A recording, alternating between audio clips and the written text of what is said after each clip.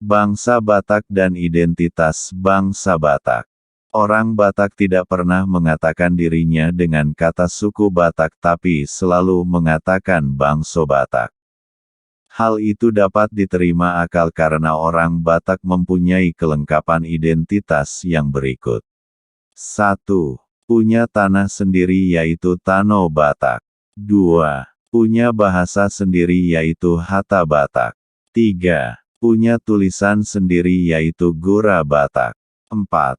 Punya budaya sendiri yaitu Ugari Batak. 5. Punya hukum sendiri yaitu Tuho Batak. 6. Punya sistem kemasyarakatan sendiri yaitu Dalihan Natolu. 7.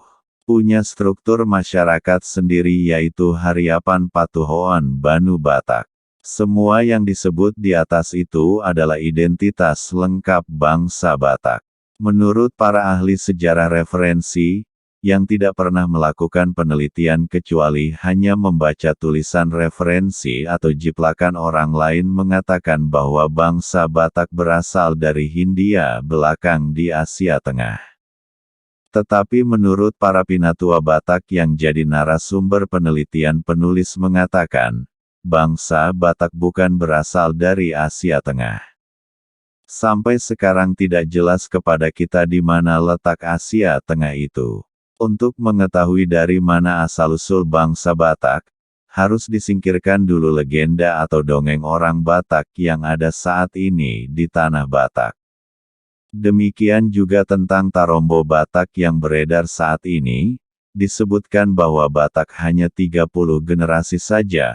Padahal Batak sudah ada lebih dari 80 generasi sejak tiba di tanah Batak. Bangsa Batak tiba di tanah Batak Pulau Sumatera sejak 500 tahun sebelum Masehi. Masih banyak sekali sejarah Batak asli yang belum terungkap berdasarkan fakta-fakta sejarah yang ada. Pada episode berikutnya akan kita ungkap fakta sejarah dan identitas yang melekat bagi bangsa Batak yang mendiami Pulau Sumatera sejak 500 tahun sebelum Masehi. Sumber sejarah Batak asli ini dari Pinatua Batak, Patuan Banu Bata, Tuan Hasiaan di Banua Sianipar. Horas. Dari Lumban Sihara, tanggal 13 Mei tahun 2023.